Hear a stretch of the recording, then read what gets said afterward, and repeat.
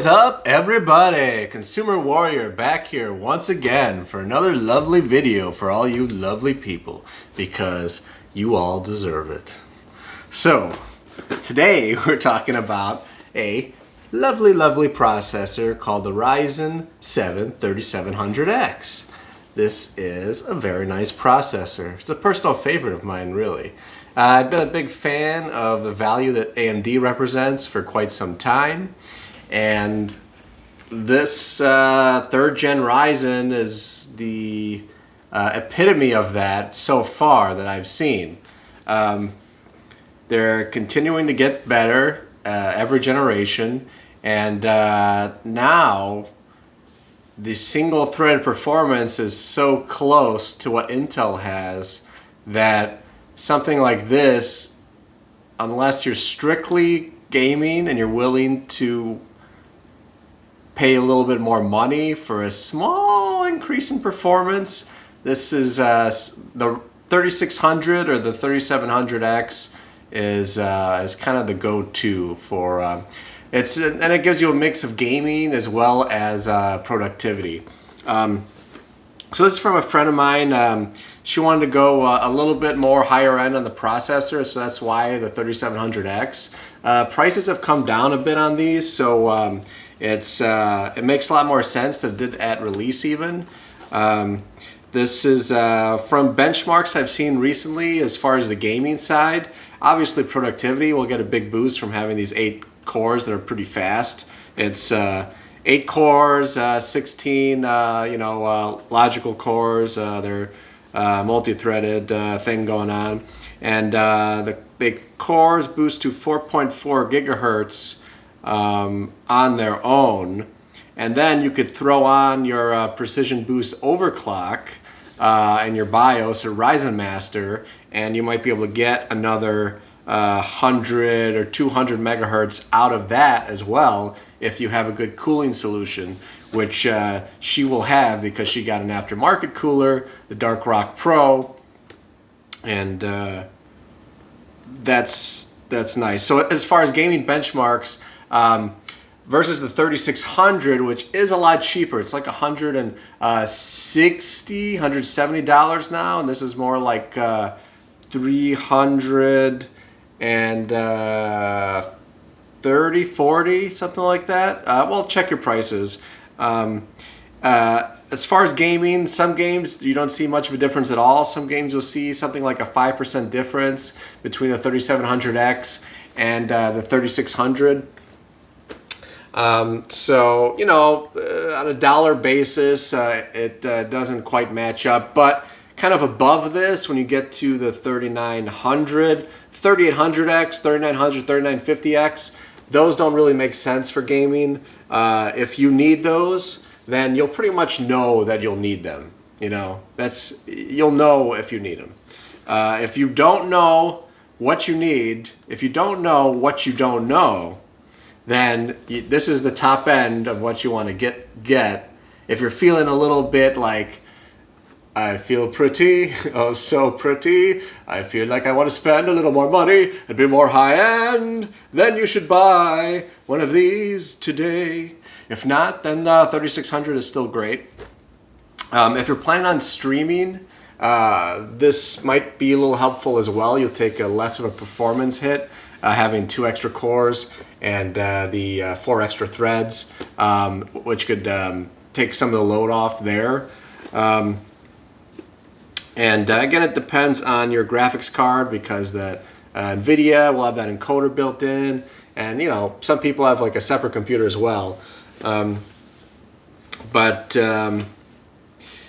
so this is kind of what I would consider the high end for a gaming build, and it's an awesome processor. It really is. We'll take a quick look at it. I'll open it up and we'll see what it looks like. Alright, so it comes in, you got a small black box here, and the chip you could see on the outside of the box. It shows it right here. You get a little bit of a sticker, and I think it's just a tray that you pull out here. Keep the pins protected from being bent and all that. You get some literature with it. There it is. Here's a shot of the back. You can see the lovely pins there. And the chip again. Put that back in there. This one does come with a little bit of an upgraded cooler. I think it's called the Wraith Spire. So it's pretty good, but I recommend getting an aftermarket cooler, especially you know, if you want to be really conservative, like get like a Hyper 212. Those are only like 30 bucks, and it will give you better cooling performance than this. And the better you cool these, the better they perform, because they boost themselves up depending on what temperature they are. So when they get too hot, they will automatically downclock themselves. So there is a performance gain from doing that. Oh, and this one has a little RGB to it. Oh, right. So it has a little RGB cable that comes with it. I'm pretty sure that's what this is here. It's like that 4-pin. I don't know if it's like 5 volts or 12 volt DRGB, whatever the heck this stuff is called. And this is a USB connector. What is that all about? Interesting. Does that let you, in case on your motherboard, maybe this lets you in case you don't have the RGB connector on your motherboard, you could hook this up to a USB for power, and that will probably just turn on the RGB, but you won't have control over it, is what I'm guessing. Or maybe you need both. I don't know. You got to read the instruction manual, which I have not done. Thermal paste comes pre-applied, so if you're going to use this, no need to do anything. It's applied pretty well from the factory right there. And, you know, for a stock cooler, it's pretty beefy, you know. It's about, you know, that thick. And the fan is, you know, it's not a little wimpy fan, a decent little fan. So, you know, if you're gonna get the 3700X, you know, it's probably you're probably gonna want an aftermarket cooler, I'm guessing. But you know, you have the option if you don't. But definitely, if you don't get an aftermarket cooler, then don't expect to turn on that precision boost overclock and have it do that extra overclocking beyond the 4.4 gigahertz, because it's not going to happen with the stock cooler at all, that's for sure. So yeah, that's a good looking cooler.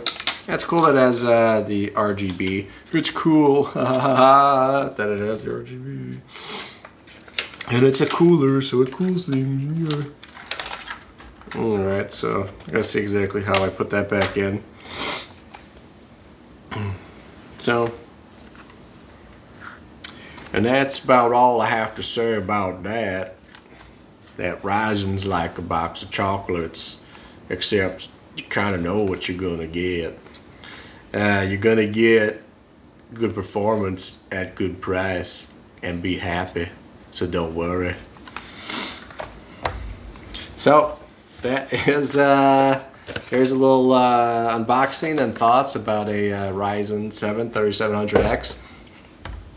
Fantastic processor, good value for the money still.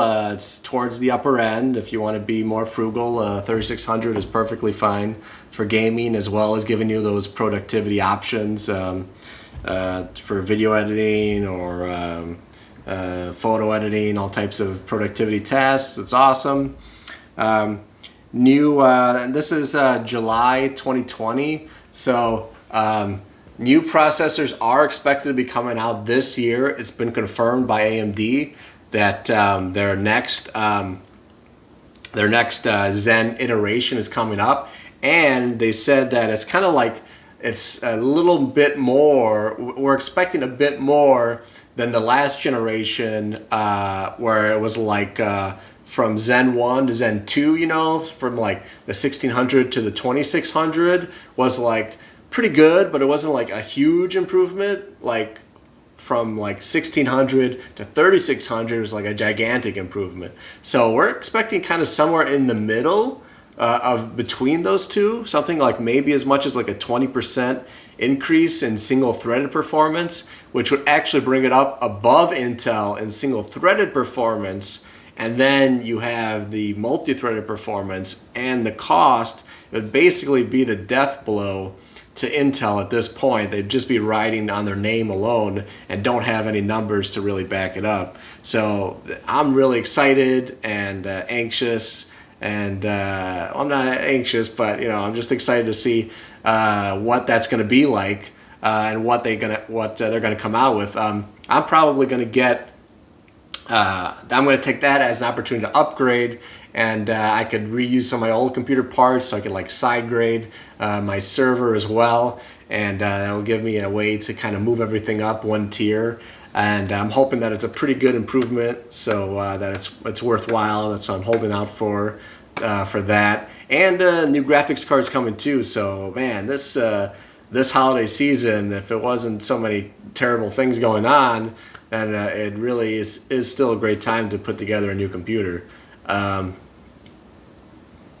Of course, you know, the future is always a better time to put together a computer, but there are periods of time where new generations, new products come out. So if you're close, you might want to hold back a little bit if you can. Otherwise, like, yeah, this is awesome.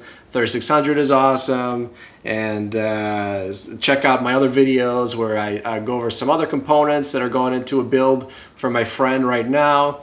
That are kind of on the upper mid end of a PC build right now to get an idea, and I give some ideas of some alternatives. So for this, if you wanted to go up, I don't really recommend it, but a 3900 is the only thing that really makes sense to me. I'm not sure what the Intel equivalent is, maybe like a 9900K or something. I don't think that even makes sense.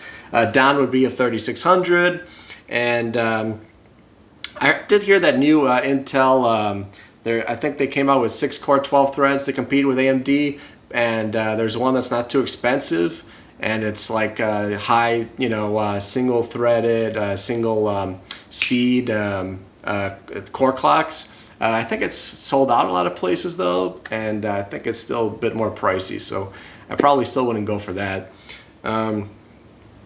So yeah, that's my recommendations for this, and check out my other videos for if you want to put together a computer. There's some other parts there that will round that out for you, because I go over everything because it's a new computer being built, so everything's there. So I'll have those up for you soon if they're not already. It's been a pleasure talking with you guys, kind of my one-way conversation here. Love you guys. Be safe. Love each other. And is it Consumer Warrior time yet? Bye.